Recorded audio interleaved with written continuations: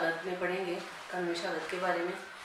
قانون شہادت جو ہے اس میں جو فرسٹ چیپٹر ہے ہمارا یہ وہ اس میں صرف جو ہے اسٹارٹ میں سے پریمبل انٹرپریٹیشنس بتائی گئی ہے. سیکنڈ چیپٹر جو ہے وہ وٹنسز کے بارے میں. اب ہم یہ دیکھتے ہیں کہ وٹنسز کے بارے میں کیا بتایا قانون شہادت میں, کیا طریقہ کار ہے اگر کوئی شخص گواہی دیتا ہے. سب سے پہلے بتایا گیا ہے آرٹیکل 3 میں ہو میں ٹیسٹیفائی, کون جو ہے وہ ایویڈنس دے سکتا ہے, شہادت کون دے سکتا ہے. اب قانونی طور پر قانون شہادت کے تحت ہر شخص جو ہے وہ شہادت دے سکتا ہے. اب یہ آرٹیکل کیا کہتا ہے کہ all persons shall be competent to testify unless the court consider that they are prevented from understanding the question put to them. اب اس میں یہ ہے کہ تمام اشخاص جو ہیں وہ شہادت دے سکتے ہیں, ایویڈنس دے سکتے ہیں, سوائے ان اشخاص کے جن کو کورٹ جو ہے وہ روک دیتی ہے, منع کر دیتی ہے. کس وجہ سے کر دیتی ہے؟ ان کی ایسا بعض وقت ایسا ہوتا ہے کہ وہ کویسچنس کو انڈرسٹینڈ نہیں کر سکتے, یا اپنی کم عمری کی وجہ سے, یا اولڈ ایج کی وجہ سے, یا کسی بیماری کی وجہ سے, خواہ وہ جسمانی ہے یا ذہنی بیماری ہو, اور any other cause of the same kind, اسی قسم کی اگر کوئی بھی وجہ ہو تو اس پہ کوئی شخص جو ہے ایویڈنس دینے کے سے روکا جا سکتا ہے. ادروائز یہ خیال کیا جاتا ہے کہ تمام اشخاص جو کہ ایویڈنس دینے آتے ہیں وہ ایویڈنس دے سکتے ہیں. اس میں provided that a person shall not be competent to testify if he has been convicted by a court for perjury or giving false evidence. لیکن اس میں وہ سیکنڈ میں بتایا گیا, اس میں پروویژنس یہ بتائی گئی ہے. اب اس میں شرط یہ رکھی گئی ہے اگر وہ شخص شہادت دیتا ہے لیکن اگر وہ جھوٹی گواہی دیتا ہے یا کوئی جھوٹا حلف وغیرہ دیتا ہے تو پھر وہ شخص جو ہے اہل نہیں ہوگا کہ وہ شہادت دے سکے. اس کے علاوہ وہ مزید جو ہے فرسٹ پرووائزر کے ساتھ ساتھ یہ ہے کہ اگر وہ شخص یہ جھوٹی گواہی دیتا ہے لیکن اس کے بعد وہ تائب ہو جاتا ہے, وہ اس چیز کو چھوڑ دیتا ہے اور وہ اپنے کیے پچھتاتا ہے اپنے کیے کے اوپر اور کہتا ہے کہ میں دوبارہ ایسا نہیں کروں گا, تو پھر وہ اہل ہو جاتا ہے کہ وہ ایویڈنس دے سکے. اس کے علاوہ جو ہے تھرڈ پرووائزر ہے further provided further that the court shall determine the competency of witness in accordance with the qualification prescribed by the injunction of Islam as laid down in the Holy Quran and Sunnah for a witness, and where such witness is not forthcoming the court may take the evidence of a witness who may be available. اب اگر کوئی بھی ایسا witness ہے اس کی ہم شہادت وہ دیتا ہے تو اس کے لیے ضروری ہے کہ اسلامی قوانین کے مطابق جو اسلام نے بتایا ہے کہ اس کی گواہی کا کیا طریقہ کار ہے یا کیا قوانین ہے اس کے مطابق اس کی گواہی لی جائے گی. لیکن اگر اسلامی انجنکشنز کے مطابق ایسا گواہ اویلیبل نہ ہو تو جو بھی گواہ اویلیبل ہوگا کورٹ جو ہے اس کی گواہی لازمی لے لے گی. مزید اس کی آرٹیکل میں ایکسپلینیشن کی گئی ہے کہ a lunatic is not incompetent to testify unless he is prevented by his lunacy from understanding the question put to him and giving rational answer to them. اب جو لونیٹک پرسن ہے اس کو بھی کہا گیا کہ یہ بھی اہل ہے, یہ بھی شہادت دے سکتا ہے. اس کو ہم یہ نہیں کہہ سکتے کہ یہ ایویڈنس دینے کا اہل نہیں ہے, لیکن کس صورت میں اگر وہ کویسچن جو اس سے کیے جائیں اگر ان کو سمجھتا ہے, ان کا معقول آنسر دیتا ہے, تو پھر ہم یہ کہیں گے کہ اس کو وہ اس چیز کا حل ہے کہ وہ ایویڈنس دے سکے.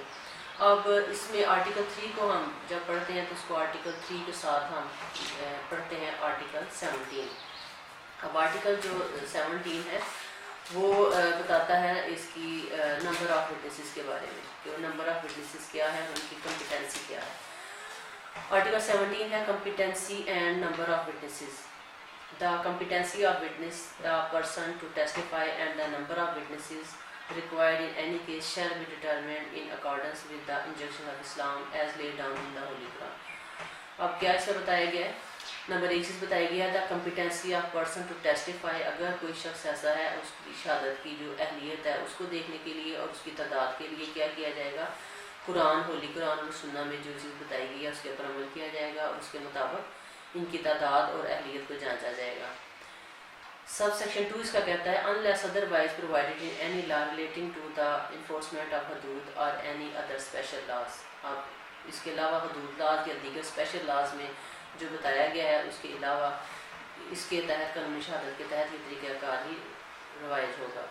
اب اس میں سب سے پہلے بتایا گیا in matters pertaining to financial or future obligation. ایسے معاملات جو کہ فائنینشیل یعنی کہ مالی طور پر مالی معاملات سے متعلق ہیں یا فیوچر کی کوئی ذمہ داری اس کے متعلق عائد ہوتی ہے, اٹ ریڈیوس ٹو رائٹنگ، تو اس کو لکھ لیا جائے گا. یعنی کہ ایسے جو ہوں گے معاملات جو کہ مالی معاملات ہوں گے یا فیوچر کی کوئی آبلیگیشنز عائد ہوتی ہوں گی، آئندہ آنے والے وقت پہ کوئی ذمہ داری عائد ہوگی، تو اس کو ہم نے لکھ لینا ہے.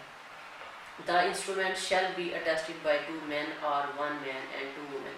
اور ایسا جو انسٹرومنٹ ہوگا، جو ڈاکومنٹ ہوگا، اس کو اٹیسٹ کرنا لازمی ہے by 2 men and 1 man and 2 women. تو یا ایک آدمی اور 2 عورتیں جو ہیں اس کو تصدیق کریں گی. So that one may remind the other if necessary and evidence shall be led accordingly. اس کی وجہ کیا ہے کہ اگر ایک عورت بھول جاتی ہے تو دوسری اس کو یاد دلا دیتی ہے، اگر ایک شخص بھول جاتا ہے تو دوسرا شخص اس کو یاد دلا دے گا. اسی طرح اس کا سب سیکشن 2 کا B ہے ان آل ادر میٹرز، دیگر جو معاملات ہوں گے دا کورٹ میں accept or act on the testimony of 1 man or 1 woman or such other evidence as the circumstances of the case may warrant. اب دیگر جو معاملات ہیں ان میں کیا ہوگا، کورٹ میں ایکسیپٹ. اب کورٹ جو کیس ہوگا اس کی نوعیت کے مطابق ایک آدمی یا ایک عورت یا جو بھی ایویڈنس اس کی ہوگی حالات اور واقعات کیس کے حالات کے مطابق وہ ایویڈنس جو ہے کورٹ جو ہے اس کو ایکسیپٹ کرے گی اور اس کے مطابق ایویڈنس لی جائے گی. یہ تھا ہمارا آرٹیکل 3 اور 17. اب 3 میں ہم نے دیکھا کہ ہو میں ٹیسٹیفائی کی ایویڈنس کون دے سکتا ہے، اور 17 میں ہم نے دیکھا کہ competency and number of witnesses, کون سے ایسے گواہان ہیں جو کہ ان کی اہلیت کیا ہے اور ان کی نمبر آف وٹنسز کیا ہوں گے. اس کے بعد ہم نے دیکھتے ہیں جو ایویڈنس لینے کے لیے آرٹیکل 15. اب 15 میں بتایا گیا ہے witness not excused from answering on ground that answer will criminate. اگر کوئی بھی گواہ ہے وہ کورٹ میں آتا ہے اور اس سے کوئی کویشچن پوچھا جاتا ہے اور وہ صرف اس بنا پر اس چیز کا وہ یہ نہیں کہہ سکتا کہ میں اس کا جواب نہیں دوں گا کیونکہ اگر میں نے اس کا جواب دیا تو میرے اوپر کسی قسم کا کوئی الزام عائد ہو جائے گا. اب آرٹیکل 15 کہتا ہے witness shall not be excused from answering any question. کوئی بھی witness جو ہے وہ انکار نہیں کرے گا کسی بھی سوال کا جواب دینے سے as to any matter relevant to the matter. اس کسی بھی معاملے سے جو کہ میٹر کے ساتھ ریلیونٹ ہو. Matter in issue in any suit or in any civil or criminal proceedings, وہ کسی کوئی ایسا تنازع ہے یا کوئی کریمنل نوعیت کا ہے یا کوئی سول نوعیت کا ہے، اس میں اگر کوئی فیکٹ ان ایشو ہے اس کے بارے میں اگر اس کو ایویڈنس کے لیے بلایا جائے گا تو وہ اس سے انکار نہیں کرے گا. Upon the ground that the answer to such question will criminate, صرف اس وجہ سے کہ اگر اس قسم کا اس نے جواب دے دیا تو اس کو وہ مرود الزام ہوگا، اس کے اوپر کوئی الزام نہیں ہو جائے گا. اور may tend directly and indirectly to criminate such witness or that it will expose or tend directly or indirectly to expose such witness to a penalty or forfeiture of any kind. اب اس میں یہ ہے کہ اگر اس کو directly یا indirectly کسی قسم کا اگر اس کے اوپر الزام عائد ہوتا ہے یا اس پہ کسی قسم کی پینلٹی ہوتی ہے یا اسے کسی قسم کی فورفیچرز جو کھڑکی وغیرہ کا اسے سامنا کرنا پڑتا ہے کسی بھی قسم کا، اگر وہ اس بنا پر انکار نہیں کر سکتا. provided that no such answers which a witness shall be compelled to give. لیکن اس میں یہ ہے کہ اگر اس قسم کا کوئی ایسا کویشچن پوچھا جائے اور اس کے بعد گواہ کو کمپیل کیا جائے، مجبور کیا جائے کہ تم اس کا answer do, shall subject him to any arrest or prosecution or be proved against him any criminal proceeding except a prosecution for giving false evidence by such answer. تو کیا ہوگا، سبجیکٹ ہم ٹو اینی اریسٹ اور prosecution, اس کے خلاف جو کوئی بھی اریسٹ یا پروسیکیوشن جو ہوگی وہ ثابت ہو چکی ہوگی اگینسٹ ہم، اس کے خلاف کوئی کریمنل پروسیڈنگ جو ہے وہ ثابت ہو جاتی ہے، سوائے ایسی پروسیکیوشن کے جس میں اس نے غلط ایویڈنس دی ہوگی تو اسے گرفتار نہیں کیا جائے گا. یہ تھا ہمارا آرٹیکل 15. اس میں یہ بتایا گیا ہے کہ کب گواہ جو ہے وہ اگر آنسر وہ دیتا ہے تو کس بنا پر، کون سی گراؤنڈ پر اسے ہم کہتے ہیں کہ دیٹ ول آنسر ول کریمنیٹ، اسے وہ جواب دے گا کہ مجھے کریمنیٹ نہ کیا جائے. اب نیکسٹ میں ہمارا ہے آرٹیکل 16. آرٹیکل 16 ہے اکمپلیس کے بارے میں، جس کو ہم کہتے ہیں کہ شریک جرم جو کسی شخص کے ساتھ مل کر کوئی جرم کرتا ہے. اب آرٹیکل 16 میں ہے an accomplice shall be competent witness against an accused person except in the case of an offence punishable with death. Accomplice shall be competent witness. Accomplice جو ہے ایک competent witness ہے، یعنی کہ ایک اہل ہے witness ہے against an accused person. اگر کسی شخص نے کوئی جرم کیا ہے accused person کے خلاف اگر وہ گواہی دیتا ہے تو وہ ایک competent witness ہوگا، سوائے حدود کے کیسز کے. And a conviction is not illegal. اور اگر اسے کسی قسم کی سزا دی جائے گی تو وہ illegal نہیں ہوگی. because it proceed upon the uncorroborated testimony of an accomplice. اس وجہ سے کہ یہ جو اسے سزا دی جائے گی اس جو وہ کس کے اوپر کرے گی, انکاربوریٹڈ ٹیسٹمنی کے اوپر. اگر جو ایسی ہے پروسیڈ کرتی ہے صرف اس بنا پر ہم اس کو یہ نہیں کہیں گے کہ یہ انکاربوریٹڈ ٹیسٹمنی ہے, یعنی کہ اس میں ایسی شہادت دی گئی ہے جو کہ مطابقت نہیں رکھتی. اب یہ جو آرٹیکل ہے اس کے ساتھ ہم پڑھتے ہیں 129B کو ملا کے 116 آرٹیکل کے ساتھ پڑھا جاتا ہے 129B کا. تو اس میں کیا ہے, the combination effect of this article and article 129 illustration B. اب اس کا جو ان کو جو ملا کے پڑھنے کا جو افیکٹ ہے وہ کیا ہے, is that though the conviction of an accused on the testimony of an accomplice cannot be said to be illegal.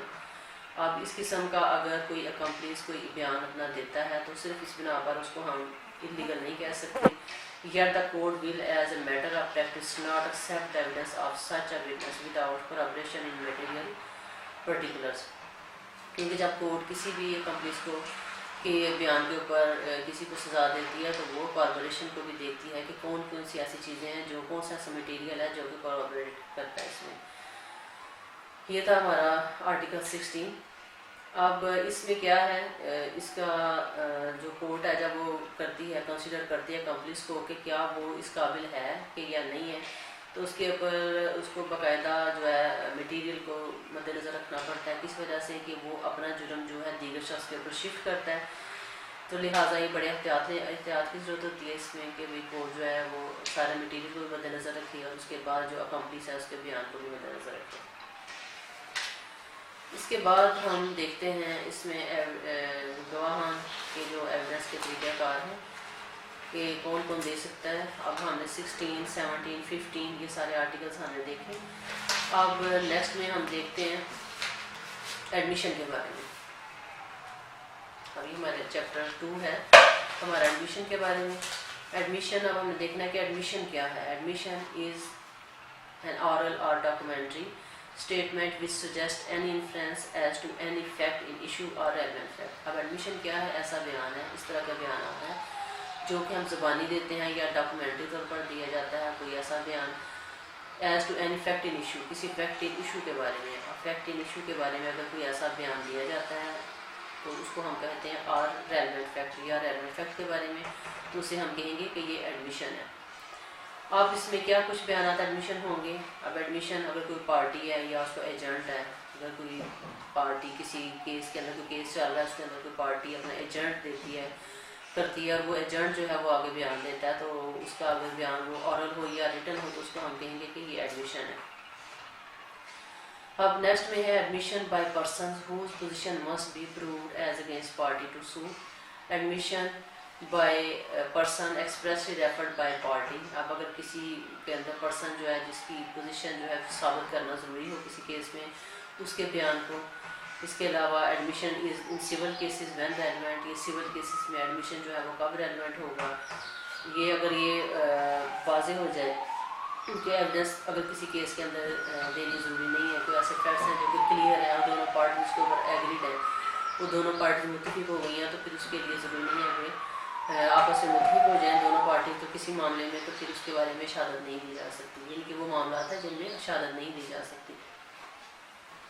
اب ایڈمیشن کا کیا ہے, ایڈمیشن اقبال ہے ایک قسم کا جس میں کہا جاتا ہے کہ ہاں بھئی کوئی ایسا زبانی طور پر یا تحریری طور پر کوئی بیان ریکارڈ کروا دیا جاتا ہے جس میں فیکٹ ان ایشو اور ریلیونٹ فیکٹ کا حوالہ شامل ہوتا ہے.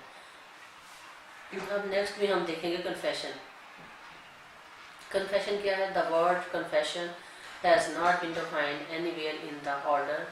اب جو کنفیشن کا جو ورڈ ہے باقاعدہ طور پر یہ اس ایکٹ کے اندر نہیں بتایا گیا, آرڈیننس میں نہیں بتایا گیا, اس کا جو باقاعدہ اس کی ڈیفینیشن نہیں بتائی گئی. The word confession has not been defined, اس کی ڈیفینیشن نہیں بتائی گئی, صرف ورڈ یوز کیا گیا. Any where in the order. اب کنفیشن از, اب کنفیشن کیا ہے, پہلے ہم ایڈمیشن کو دیکھا اب ہمیں دیکھیں کنفیشن کیا ہے. Confession admission made at any time by a person charged with a crime stating or suggesting the inference that he has committed the crime. اب اس کی یہ ہے کنفیشن جو ہے, یہ کوئی شخص اگر کسی بھی جرم کے بارے میں اقرار کرتا ہے, کسی جرم کے بارے میں کہتا ہے کہ ہاں فلاں فلاں جرم میں نے کیا ہے, جس کے بارے میں اس کے اوپر الزام لگایا گیا اور وہ شخص کہتا ہے کہ ہاں میں نے یہ جرم کیا ہے، تو اس کو ہم کہیں گے کہ یہ ایڈمیشن ہے، اس کو ہم کہیں گے کہ یہ کنفیشن ہے۔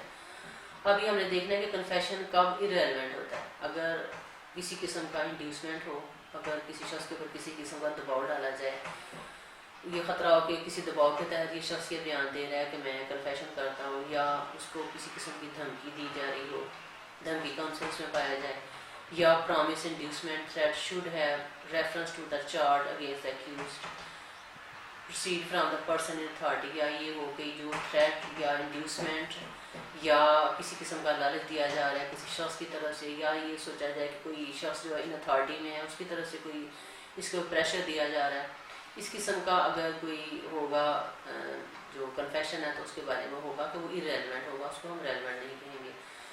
لیکن جو ریلیونٹ ہے کنفیشن کو کون سا ہوگا؟ جب یہ تھریٹ یا انڈیوسمنٹ کا عنصر جو نہ پایا جائے، تھریٹ نہ ہو اور اس میں انڈیوسمنٹ کسی قسم کی نہ ہو، یہ یقین ہو کہ ایک شخص جو ہے وہ زیادہ مرضی کے ساتھ جو ہے اپنا کنفیشن جو ہے ریکارڈ کروا رہا ہے، تو اس کنفیشن کو کہا جائے گا کہ کنفیشن جو ہے وہ درست ہے۔ اس کے علاوہ کنفیشن کے لیے ضروری ہے کہ یہ کسی پولیس آفیسر کے سامنے نہ ہو، کیونکہ پولیس آفیسر کے سامنے جو کنفیشن کیا جائے گا وہ درست نہیں ہوگا اور وہ ارریلیونٹ ہوگا۔ اسی طرح کنفیشن کے لیے ضروری ہے کہ یہ اگر وہ کسٹڈی میں ہے تو وہ پولیس کے علاوہ پولیس کے سامنے نہیں بلکہ میجسٹریٹ کے سامنے وہ جائے گا، میجسٹریٹ جو ہے اس کا بیان لے گا، اور جو میجسٹریٹ کے سامنے بیان دیا جائے گا اس کو ہم کہیں گے کہ یہ بیان جو ہے یہ ریلیونٹ ہے اور اسے ایز اے کنفیشن کنسیڈر کیا جا سکتا ہے۔ کیونکہ کنفیشن میں بعض اوقات یہ بھی ہوتا ہے کہ کوئی شخص ایسا تو نہیں، کہیں ایسا تو نہیں کسی نے اس کو کوئی کسی قسم کا کوئی خوف دلایا ہو یا کوئی لالچ دیا ہو کہ بھی اگر آپ یہ فلاں کام کرو گے تو میں فلاں چیز جو ہے یا فلاں مالی فائدہ آپ کو دیا جائے گا، یا کسی قسم کا دباؤ آپ کے اوپر ہو۔ لہٰذا کنفیشن میں یہ ساری چیزیں مد نظر رکھی جاتی ہیں کہ میجسٹریٹ کے سامنے ہو، پولیس کے سامنے نہ ہو، کیونکہ ہمارا پولیس کا نظام بھی ایسا ہے کہ وہاں پہ یہ چیز ہم یہ نہیں کہہ سکتے کہ کوئی شخص اپنی آزاد مرضی سے کوئی بیان ریکارڈ کروا سکتا ہے، لہٰذا یہ ضروری ہے کہ اس کو میجسٹریٹ کے سامنے یہ بیان قلمبند کروایا جائے۔ اس کے علاوہ جو ہے ہم نے یہ دیکھنا ہے کہ ریلیونسی آف فیکٹس میں ہم نے دیکھا، پہلے ہم نے آرٹیکل 317 دیکھا، 3 اور 17، اس کے بعد ہم نے 15 آرٹیکل اور 16 دیکھا، کمپلیکس کے بارے میں پڑھا ہم نے، اور ایڈمیشن کے بارے میں تھوڑا سا آپ کو بتایا گیا۔ اس کے علاوہ کنفیشن کے بارے میں ہم نے دیکھا۔ اب ہم نے یہ دیکھنا ہے اس میں کہ کون کون سے ایسے فیکٹس ہیں